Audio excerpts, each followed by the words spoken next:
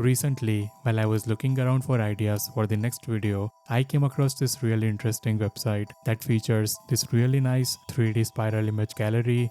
We have explored a few image gallery layouts on the channel before, but definitely nothing quite like this. As you can see, the images are arranged in a cylindrical spiral that gradually narrows as it moves downward, almost like a film strip wrapping around itself. But what makes this layout even more interesting is how it responds to interaction. As you scroll down the page, the entire spiral slowly rotates in 3D space, creating this really smooth continuous motion. And on top of that, there is also a subtle parallax effect when you move your cursor around, which adds a bit more depth to the whole composition. I found the overall layout pretty interesting, and it felt like something that could work really well as a striking visual element for landing pages or creative portfolio sites. So over the weekend, I spent some time experimenting with the layout and eventually put together my own version of the spiral gallery using Three.js. In this video, I'll walk you through the code and show you how you can build a similar scroll-driven spiral style 3D image gallery using Three.js. If you'd like to access the source code for this project along with hundreds of other similar micro projects and a brand new website template every month, you can check out the Pro membership via the link in the description.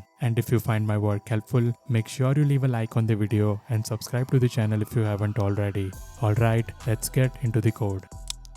Let's start with the HTML. For this project, we only need two sections. The first one is going to be the hero section and the second one will be the about section. Since we'll be rendering the entire gallery dynamically using JavaScript, we actually don't need to place any of the gallery elements directly inside the HTML. The canvas for Three.js scene will be created and inserted later through the script. So for now, I'll just add a heading element inside each section with some dummy text, just so the page doesn't look completely empty while we are working on the layout. And that's pretty much all we need for the HTML structure. So with that in place, let's move on to the styling. First of all, I'm importing New Montreal font, which is the typeface I want to use for this layout. Next, I'll reset all the default spacing by removing margins and paddings, and I will also set every element to use border box sizing. Then on the body, I'll apply the New Montreal as the main font for the entire page. After that, I'll style both the H1 and the H3 together. I want both headings to feel bold and graphic, so I'm setting them to uppercase, tightening the letter spacing a bit, and also reducing the line height so the text feels more compact vertically. Then I will style each heading individually. For the H1, I'm using a responsive font setup so the main headline can scale up nicely on larger screens while still staying manageable on smaller ones. And I'm doing something similar for the H3 as well, just at a smaller scale since that heading is meant to act more like a supporting section title. Next, I'll move on to the shared section styles. Every section gets relative positioning, full width, some internal padding, a soft light text color, and hidden overflow. The relative positioning is important here because later on, our canvas will sit absolutely inside the hero section, so we need that section to act as the positioning context. Then I will style the hero section. I want this first section to feel tall and immersive, so I'm giving it extra vertical space and a dark background. I'm also setting the text alignment to justify, which helps stretch the large heading across the width in a way that feels a bit more graphic and editorial. After that, I'll style the about section. This one is much simpler. It uses a slightly darker background and I'm centering its content both horizontally and vertically using Flexbox. That way, once we scroll past the hero, we'll land on a very clean section with the heading sitting right in the middle. Next, I'll style the canvas itself. Since the spiral gallery is going to be rendered with Three.js, the canvas needs to sit directly on top of the hero section. So I'm positioning it absolutely, pinning it to the top left corner, and then stretching it across the full width and height of its container. This makes sure the WebGL scene always feels the hero area completely. And finally, I will add a small responsive adjustment for narrower screens. On smaller devices, I'm slightly reducing the height of the hero section so the layout feels a bit more balanced and doesn't become overly tall. And that's pretty much it for the CSS. Next, we can move into the JavaScript and start building the spiral gallery itself. Before we move into the main script, let's quickly look at the shaders we'll be using for the image tiles. Now just to mention, as I've said before in a few other videos, I don't really write GLSL shaders completely from scratch myself. For this project, I actually used Claude to help generate this shader. What this shader basically does is apply a subtle shading effect based on how each tile is facing the camera. This helps prevent the images from looking completely flat and adds a bit more depth as the gallery rotates. First, in the vertex shader, we pass a few important values down to the fragment shader. That includes the UV coordinates, the surface normal, and the world position of each vertex. These values are then used later to determine how each pixel should be shaded. Then in the fragment shader, we first sample the image texture using the UV coordinates. After that, we calculate the direction from the tile toward the camera and compare that with the surface normal. This tells us how directly the tile is facing the viewer. Based on that value, we apply a small fall-off to the brightness, so the tiles that face camera appear slightly brighter, while tiles that angle away become a bit darker. In practice, this just adds a very subtle depth effect that makes the spiral feel more dimensional when it rotates. And that's all we really need from this shader for this project. Now we can move into the main script and start building the gallery itself. First, I'm importing Three.js, which we'll use to build and render the full 3D scene. Then I'm importing Lennis, which will handle the smooth scrolling behavior for the page, and along with that, I'm also importing the vertex and fragment shader from the shader file we just looked at. Next, I'm creating a new Lennis instance and I'm enabling autoref. This just means Lennis will update itself automatically on each frame, so we don't need to manually wire that part up ourselves. After that, I'm setting up a config object. This is where I want to keep all the main values that control both the structure of the spiral and the way it moves. So first, I'm defining the values related to the gallery structure itself. That includes the total number of source images, how many tiles we want in each full revolution, how many revolutions the spiral should have overall, the starting radius, the ending radius, the height ratio of each tile, the number of segments used to curve each title, the spacing between rows, and a very small overlap between tiles so the seams stay a bit cleaner. Then below that, I'm also defining all the motion and camera related values. So things like the camera depth, how smoothly it follows movement, the base rotation speed, how much extra spin gets added from scroll velocity, how quickly that extra spin fades away again, how much the scroll drives the camera movement, how much vertical travel we want from the camera, and how strong the mouse-based parallax should be. Keeping all of these values inside one object makes the whole setup much easier to tweak later without having to search through the entire file. Next, I'm selecting the hero section from the DOM. This is the section where our WebGL canvas will be inserted, and it also gives us the dimensions we need for setting up the camera and renderer. After that, I'm calculating two important values for the spiral. The first one is the total number of tiles, which we get by multiplying the number of tiles per revolution by the total number of revolutions. And the second one is the angle step. This gives us the amount of rotation each tile should move around the spiral as we place them one by one. Next, I'm creating the Three.js scene. This is the main container that will hold everything we render, including the spiral group and all of the individual image tiles. Then I create the camera. I'm using a perspective camera here because we want the spiral to feel special and dimensional as it rotates. For the aspect ratio, I'm using the width and height of the hero section so the scene matches that area correctly. Then I position the camera along the z-axis using the value from the config object. After that, I create the renderer. I'm enabling anti-aliasing so the edges look smoother, and I'm also enabling alpha so the canvas background can stay transparent and blend nicely into this section. Then I kept the pixel ratio so the scene still looks sharp but doesn't become unnecessarily heavy on higher density screens. Next, I size the renderer based on the hero section dimensions and then append the canvas directly into the hero section. So at this point, the scene, camera, and canvas are all set up and ready. After that, I create a new texture loader. Then I use that loader to build an array of textures from our image files. So for each image, I'm loading it in and also adjusting a couple of texture settings once it finishes loading.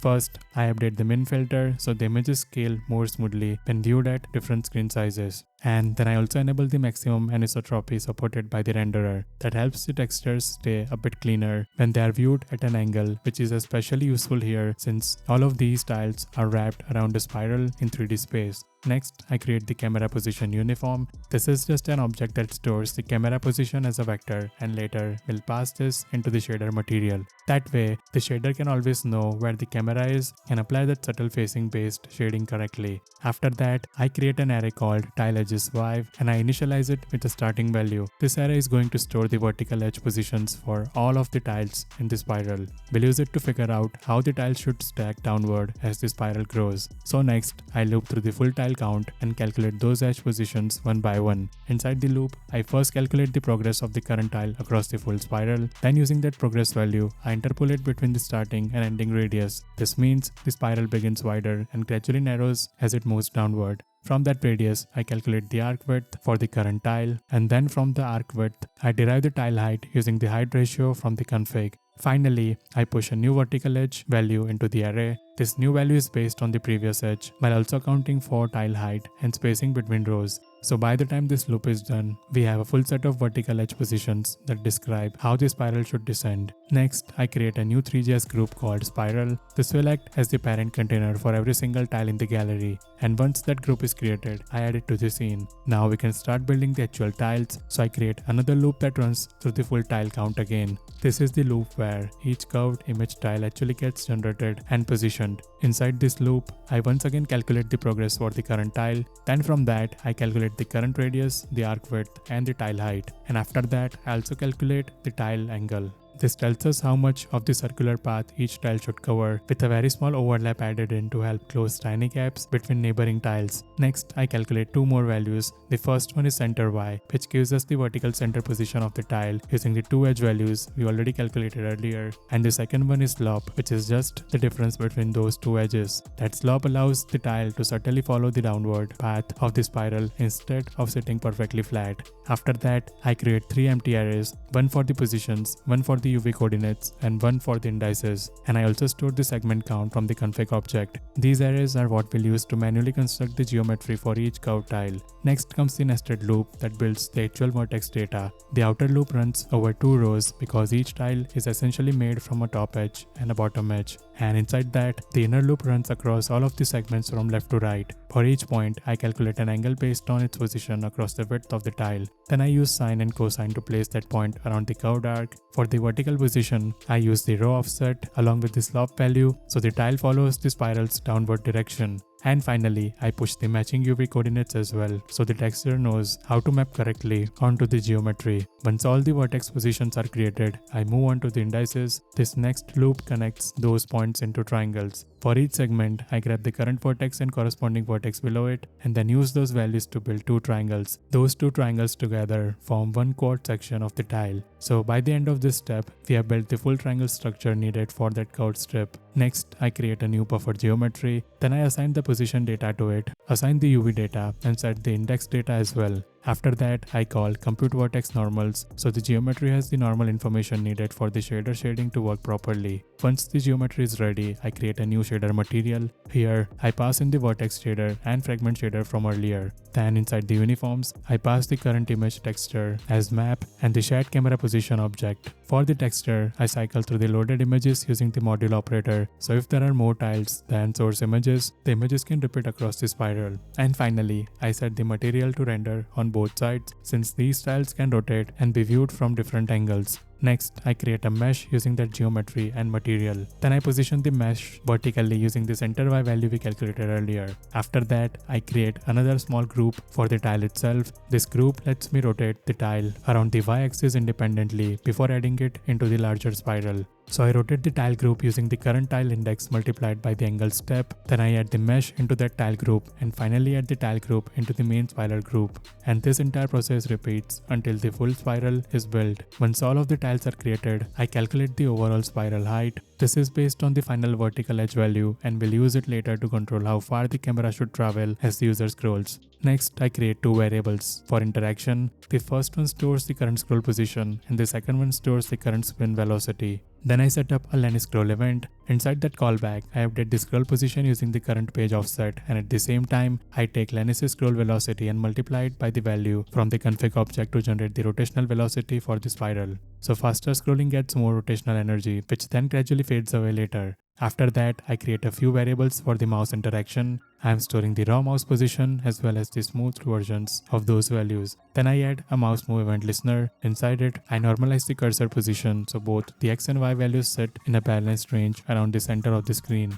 This gives us cleaner data for applying the subtle parallax tilt later on. Next, I create a simple isMobile flag based on the current window width. We'll use this to reduce some of the extra mouse-based interaction on smaller screens. Now we can set up the animate function. This is where the whole scene gets updated frame by frame. First, I call request animation frame so the loop keeps running continuously. Then I calculate the current scroll progress. This value is based on the scroll position, limited to a range between the beginning and end of the effect. Using that progress, I update the camera camera's vertical position, the camera moves downward along the spiral, and instead of snapping directly to the target, it edges toward it using the smoothing value from the config. That gives the motion a much softer and more controlled feel. Next, I check whether we are on mobile. If we are not, I smooth the mouse values over time and then use them to apply a small rotation to the spiral on both the X and Z axis. This creates that subtle parallax effect you see when moving the cursor around. After that, I update the camera position uniform by copying in the current camera position. This is important because the shader needs that updated value on every frame in order to keep the tile shading consistent as the camera moves.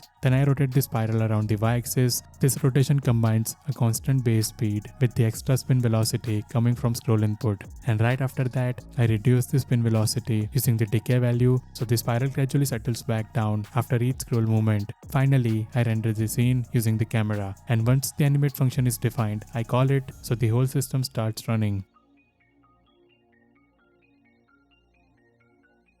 The last thing I add is a resize event listener. Inside that, I update the mobile flag, recalculate the camera aspect ratio based on the hero section, and slightly adjust the camera depth for smaller screens. Then I update the projection metrics and resize the renderer so the canvas continues to fit the section correctly after any window resize. And with that, the full spiral gallery setup is complete. At this point, we have a procedurally generated 3D image spiral, custom shader based materials, scroll driven camera motion, momentum based rotation, and a subtle mouse parallax effect layered on top. Hope you found the video helpful. See you in the next one.